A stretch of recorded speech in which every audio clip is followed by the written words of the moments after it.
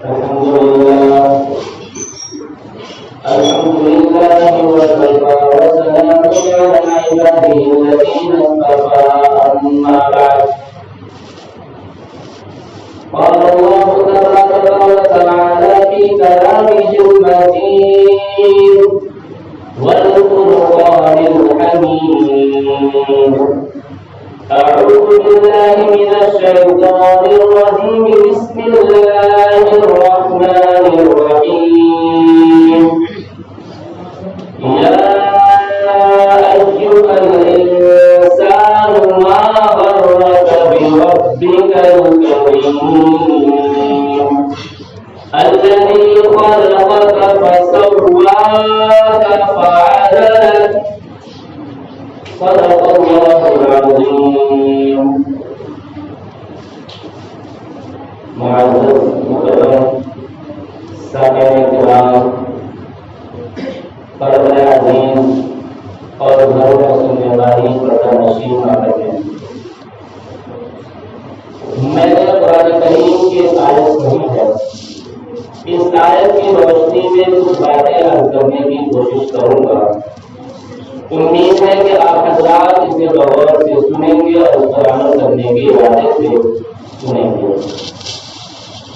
قرآن کریم کی آیت یا ایھا الانسان، اللہ رب العزت اپنے کلام میں کہہ رہے ہیں اے لوگو. قرآن کریم کا انداز بھی نرالا ہے کہ قرآن کریم نے اس مقام پر، اس جگہ پر یہ نہیں کہا یا ایھا الذین آمنوا، اے ایمان والو. قرآن کریم نے یہاں پر یہ نہیں کہا اے نماز پڑھنے والوں. قرآن کریم نے اس جگہ پر یہ نہیں کہا کہ اے مومنوں، اے مسلمانوں، اے پردہ کرنے والی عورتوں، اے تہجد پڑھنے والوں. نہیں، قرآن کریم نے کہا یا ایھا الناس، اے ساری کائنات کے لوگوں، پوری دنیا کے انسانوں. یہاں سے ایک بات یہ بھی پتہ چلتی ہے کہ ہمارا جو دین ہے، ہمارا جو مذہب ہے، یہ کسی خاص طبقے یا خاص قوم کے لیے نہیں، بلکہ یہ پورے عالم کے لیے ہے، تمام انسانوں کے لیے ہے، اس پورے زمین پر بسنے والے ہر فرد کے لیے ہے. اسی لیے تو جب اللہ رب العزت کا تعارف کرایا گیا سورۃ الفاتحہ کے اندر، تو کیا کہا گیا؟ الحمدللہ رب العالمین. یہ نہیں کہا گیا کہ تمام تعریفیں اس اللہ کے لیے ہے جو صرف مسلمانوں کا رب ہے. یہ نہیں کہا گیا کہ تمام تعریفیں اس کے لیے ہیں جو صرف نماز پڑھنے والوں کا رب ہے. الحمدللہ رب العالمین، تمام عالم کا. تو یا ایھا الناس سے اشارہ یہ بھی مل رہا ہے کہ ہمارا دین اسلام جو مذہب ہے یہ کسی خاص طبقے کے لیے نہیں بلکہ پوری انسانیت کے لیے. آگے ما غرک بربک الکریم، اے لوگو تمہیں تمہارے پروردگار کی جانب سے کس چیز نے دھوکے میں ڈالے رکھا ہے؟ ایسا محسوس ہوتا ہے کہ یہ آیت ہر انسان کو پکڑ کر یہ کہہ رہی ہے ما غرک، آپ کو کس نے دھوکے میں ڈالا ہے؟ آپ کو کس نے دھوکے میں ڈالا ہے؟ ما غرک. ایسا لگتا ہے کہ اس آیت سے اللہ رب العزت کے محبت کا شہد پک رہا ہے. ما غرک بربک الکریم، تمہارے کریم پروردگار کی جانب سے کس چیز نے آپ کو دھوکے میں ڈالا ہے؟ کتنا پیارا چھوٹا نرالا انداز ہے. یہ آیت کریمہ اگر ہم سمجھ کر پڑھیں گے تو اللہ رب العزت کی محبت کا اندازہ ہوگا. اللہ رب العزت اس آیت کے ذریعے اپنی محبت کا اظہار کر رہے ہیں اور اللہ کی محبت کا اندازہ ہم لگا نہیں سکتے. حضرت ابراہیم علیہ السلام کا ایک واقعہ ذہن میں آیا. اس واقعے سے آپ یہ اندازہ لگائیں کہ اللہ رب العزت تمام انسانوں سے، صرف مسلمانوں سے نہیں، صرف مومنوں سے نہیں، صرف اپنی عبادت کرنے والوں سے نہیں، تمام इंसानों से कितनी मोहब्बत करते हैं। हजरत इब्राहिम अलैहिस्सलाम, उनका एक तरीका था, उनकी एक आदत थी कि जब भी वो दस्तरखान पर बैठते तो बगैर मेहमान के वो खाना नहीं खाते थे। एक दिन मामूल के मुताबिक वो बाहर निकले, किसी 70 या 80 साल के ज़ईफ शख्स को लेकर आए और कहा कि आज आप हमारे घर के मेहमान बनेंगे, हमारे साथ खाना खाएंगे। दस्तरखान बिछ जाता है और वो शख्स हजरत इब्राहिम अलैहिस्सलाम के आगे बैठता है और जब खाना शुरू करता है तो अल्लाह का नाम नहीं लेता है। तो हजरत इब्राहिम अलैहिस्सलाम कहते हैं, मैं जिस अल्लाह के नाम से तुझे खिला रहा हूँ तो उसी अल्लाह का नाम नहीं लेगा। तो वो कहता है, मैं आपके इस चंद खाने की वजह से अपने बुतों के साथ गद्दारी नहीं कर सकता, मैं बुतों का पुजारी हूँ, आपके इस खाने की वजह से मैं बुतों के साथ गद्दारी नहीं कर सकता।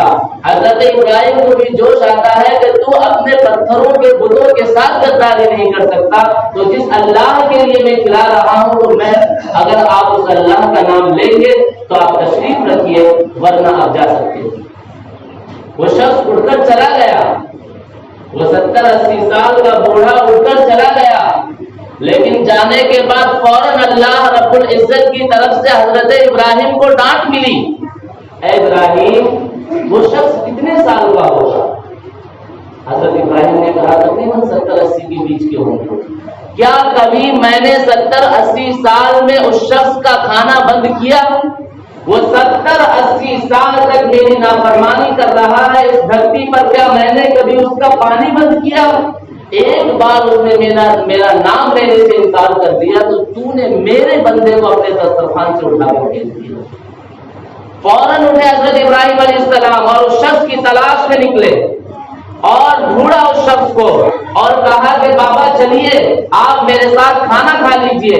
वो बूढ़ा अभी भी यही कह रहा था, मैं खाना तो खाऊंगा लेकिन अल्लाह का नाम नहीं लूंगा। हजरत इब्राहिम अलैहिस्सलाम ने कहा, ठीक है कोई बात नहीं, आप ऐसे ही चल के खाना खाएंगे। वो बूढ़ा कहता है, इससे पहले मैंने कहा कि अल्लाह का नाम नहीं लूंगा तो आपकी आवाज में जोर था, आप डट कर कह रहे थे कि मैं नहीं खिलाऊंगा अल्लाह का नाम नहीं लोगे, तो अब इतनी नरमी कहां से आ गई, अब ये झुकाव कहां से आ गया? तो हजरत इब्राहिम कहते हैं, जिस अल्लाह का नाम न लेने की आप बात कर रहे हैं उसी अल्लाह ने मुझे कहा है उसको जाकर खिलाओ। वो बूढ़ा बिगड़ जाता है, कहता है कि खाना छोड़ो, पहले मुझे उस रब का गुलाम बनाओ, उसके बाद लेकर चलो। तो अल्लाह रब्बुल इज्जत अपने बंदों से, तमाम बंदों से, चाहे वो अल्लाह को मान रहा हो या अल्लाह को न मान रहा हो, सबसे बेइंतहा मोहब्बत करते हैं। कुरान करीम की एक आयत है, वइज़ा सअलका इबादी, अल्लाह ने लफ्ज़ इख्तियार किया, एक लफ्ज़ है इदा और दूसरा लफ्ज़ है इबादी। यहाँ पर भी नहीं कहा वइज़ा सअलकल मुमिनून वइज़ा सअलकल मुस्लिमून, यहाँ पर भी नहीं कहा ऐ नबी जब आपसे मेरे बंदे सवाल करें, ये नहीं कहा मुमिनीन सवाल करें, मुस्लिमीन सवाल करें, मेरे बंदे सवाल करें। और दूसरा इज़ा का लफ्ज़ इस्तेमाल किया।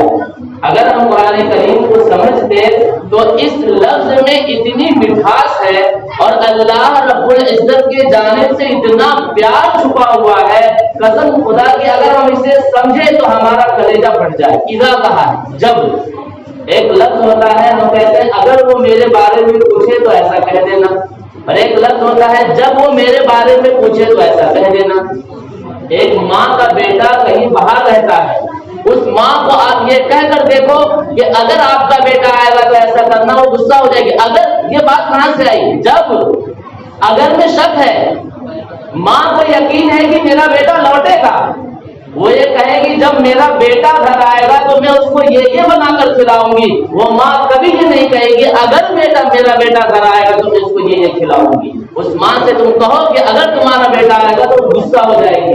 अल्लाह रब्बुल इज्जत ने भी यहाँ पर भी लफ्ज़ इस्तेमाल किया है, वइज़ा सअलका, मेरे बंदे मुझे भूले हुए हैं, जब भी वो आपसे मेरे बारे में सवाल करें, भूले भटके मेरे बारे में पूछ ले, وَإِذَا استعمال کیا، کتنا محبت، کتنا پیار.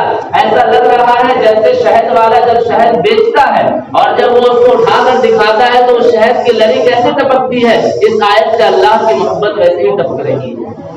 وَإِذَا سَأَلَكَ عِبَادِي، قرآن نے ایک جگہ کہا یا عبادی الذین اسرفوا علی انفسہم، قربان جاؤ، یہاں پر بھی عبادی کا لفظ یا عبادی الذین اسرفوا، اے میرے وہ بندو جنہوں نے جب سے آنکھیں کھولی ہیں اس وقت سے لے کر اب تک، چاہے وہ 25 کے ہو یا 30 کے ہو کہ 45 کے ہو، کتنے کے بھی ہو، اب تک میرا ایک بھی حکم نہ مانا ہو، ایسے بندوں کا لفظ ہے. یا عبادی الذین اسرفوا، اسرفوا یعنی جنہوں نے اسراف کیا، زیادتی کی، یعنی اب تک میری ایک بات بھی نہیں مانی.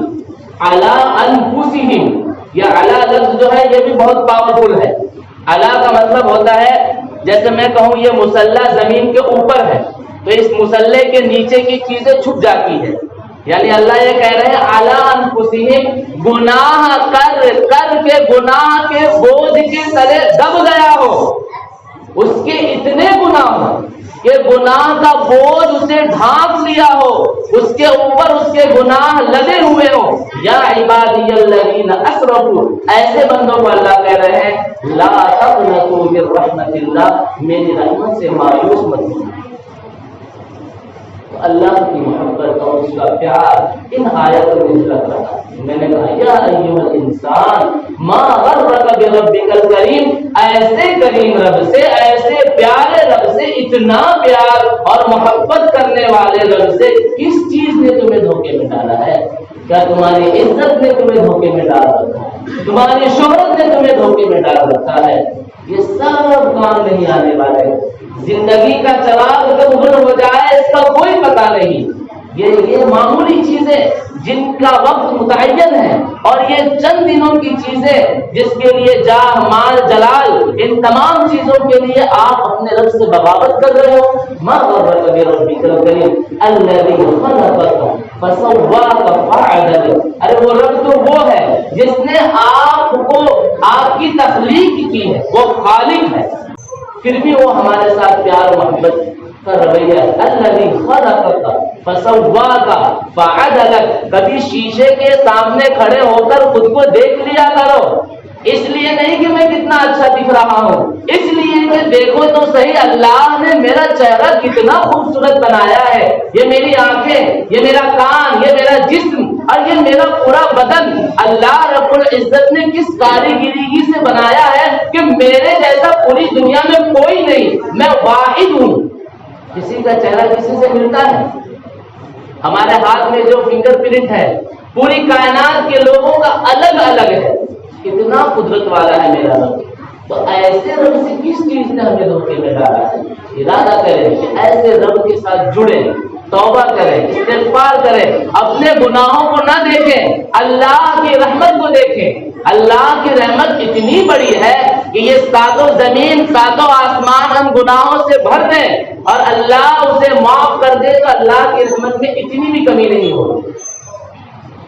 اللہ کی رحمت اللہ کے غصے سے آگے نکل گئی ہے. اللہ تعالیٰ ہم سب کو اپنی سچی پکی محبت نصیب فرمائے، اپنی اطاعت کرنے والے اعمال کی توفیق عطا فرمائے.